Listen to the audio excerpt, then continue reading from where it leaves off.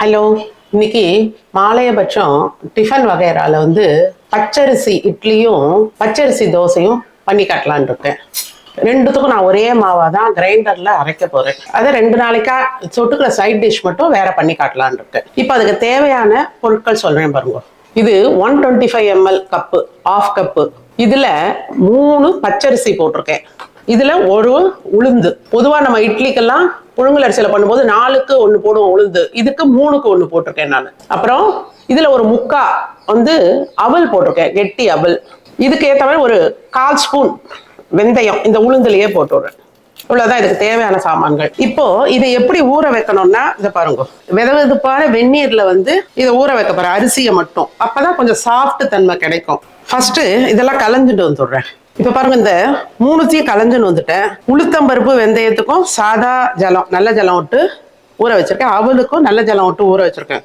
இப்ப இந்த அரிசிக்கு மட்டும் இதை பாருங்க, லைட்டா கொஞ்சம் சுட்டா போதும் வெந்நீர், அதை தான் இதுல விட போறேன்.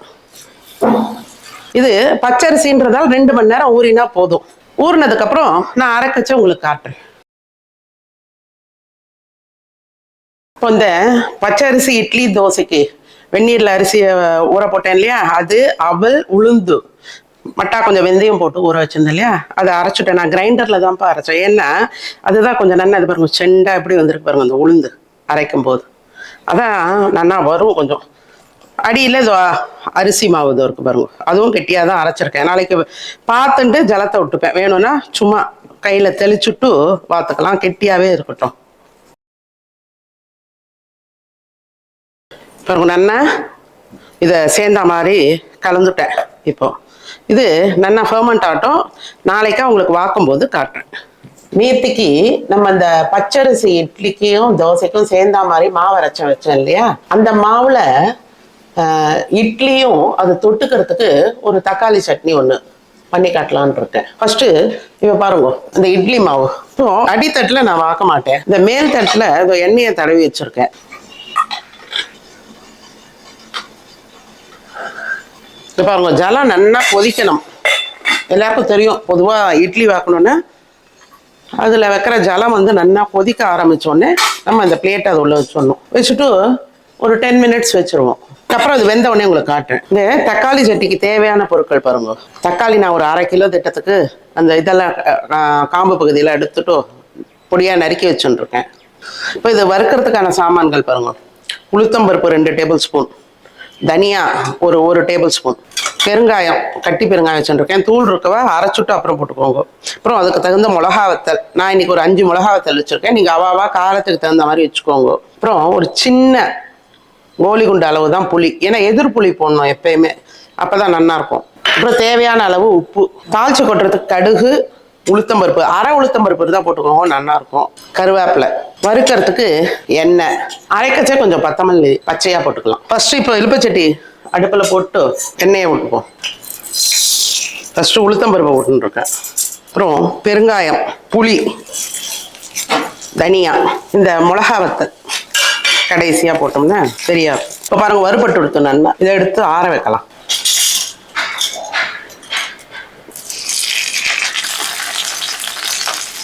இப்போ இன்னும் ஒரு ஸ்பூன் எண்ணெயை விட்டுட்டு இந்த தக்காளி பழத்தை போட்டு வதக்க போகிறேன்.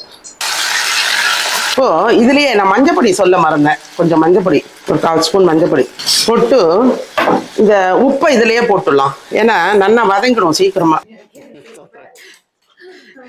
இந்த கரண்டியை பாருங்க, புதுசா இருக்கு. ஏன்னா நான் இந்த ஜல்லிக்கரை இதுல போட்ட எவர்சலர் கரண்டியில பண்ணும்போது இவன் என் பொண்ணு சொல்றா, வேர்கள் கரநாட்டமா டைன்னு ஒரே சவுண்டு கேட்கறது, இதுல யூஸ் பண்ணு அப்படின்னு எடுத்து கொடுத்துருக்கா. இதை பாப்போம் இதுல வருதான்னு. சவுண்டு கேட்கல, பட் பழகணும். இதை கொஞ்ச நேரம் மூடி வைக்கிறேன், நல்லா சுருள வதங்கணும். அது சிம்ல வச்சுட்டு மூடி வச்சிருவோம். வெந்த அப்புறம் காட்டுறேன். இதெல்லாம் நடுவில் ஒரு 2 முறை நான் இதை கலரி விட்டேன். இன்னும் ஒரு 2 நிமிஷம் இந்த தண்ணி கொஞ்சம் வத்தட்டும், அப்போ எடுத்து ஆற வச்சு அரைச்சுடலாம். இதெல்லாம் நல்லா தண்ணி எல்லாம் கொஞ்சம் வத்தி எடுத்து நல்லா வெந்து எடுத்து பாருங்க தக்காளி எல்லாம். இப்போ இதை எடுத்து ஆற வைக்க போறேன். ஆற வச்சுட்டு அரைக்க வேண்டியது. இப்போ பாருங்க, ஃபர்ஸ்ட் இதை க்ரஷ் பண்ணிட்டு வந்துடுறேன் எல்லாத்தையும். இப்போ இந்த தக்காளி அதில் போட்டு விட்றேன், இந்த கொத்தமல்லியும் போட்டு விட்றேன். இப்போ பாருங்க, இதை அரைச்சுன்னு வந்துட்டேன். நான் ஜலமே விடலை, விட்டாக்க ரொம்ப நீர்க்க ஓடி போயிடும். அந்த தக்காளியில இருந்த ஜலமே கரெக்டாக இருக்கு. இப்போ பாருங்க, இழுப்ப கரண்டிலேயே கொஞ்சம் நல்லெண்ணெய் விட்டு இதில் தாளிச்சு கொட்ட போகிறேன். 2 உளுத்தம் பருப்பை போட்டேன்.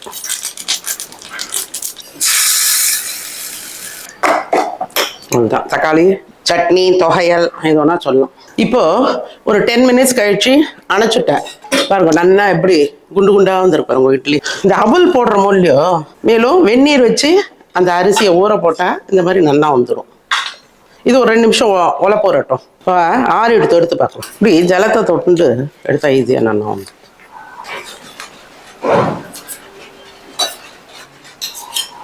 பார்த்தீங்களா நல்லா எவ்வளோ சாஃப்டாக வந்திருக்கு பாருங்க. என்ன குண்டு குண்டாக வந்திருக்கு. அதான் நான் கிரைண்டர்லேயே அரைச்சுட்டேன். மிக்சியை விட கிரைண்டர் பெஸ்ட் இல்லையா?